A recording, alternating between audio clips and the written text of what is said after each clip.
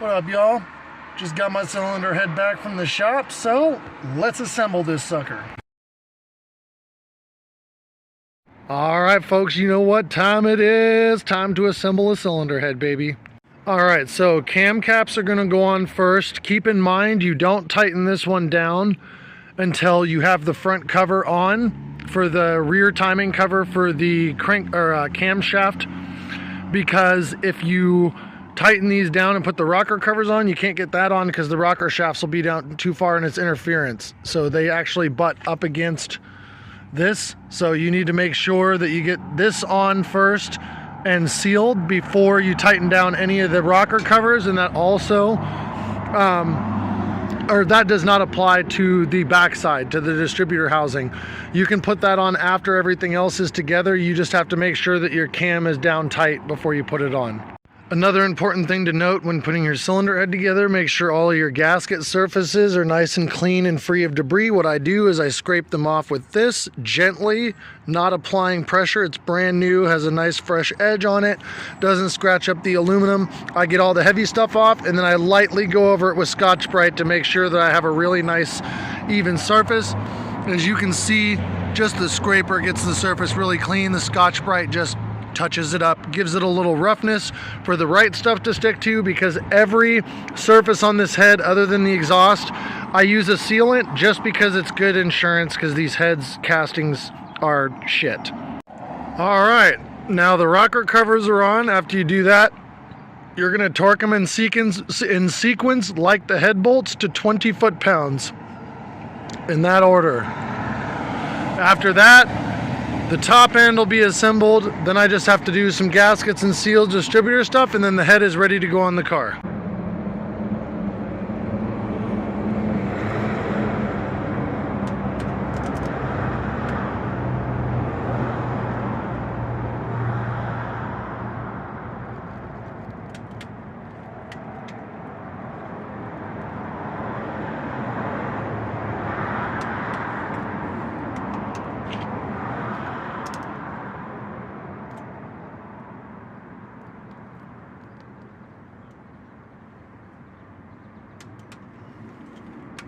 Always torque in one smooth movement.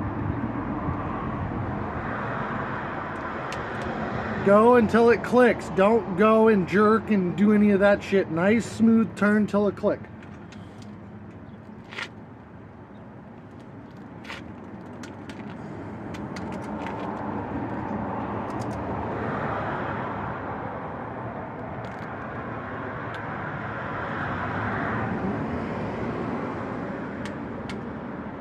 And then go back over and check all of them to make sure they're at the correct values.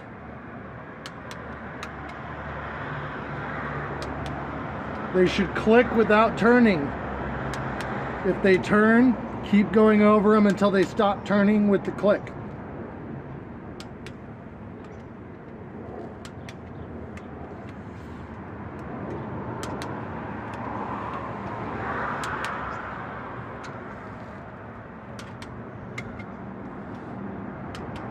And we're good to go.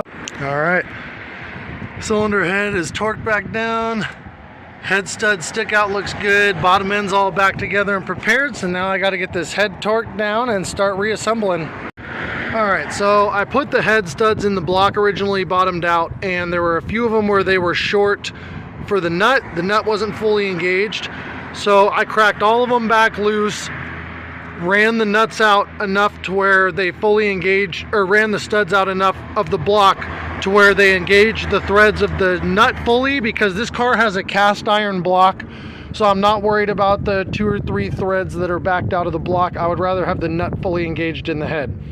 And after I did that, it seems like they all torqued up smoother. I'm 90 foot-pounds all the way across, 3 different steps, and then I went back over it 3 or 4 times after I was at 90 foot-pounds, just because they would rotate a little bit and then click again, and I kept doing that until they all stopped rotating. And then after the first heat cycle, I'm also going to do a hot retorque.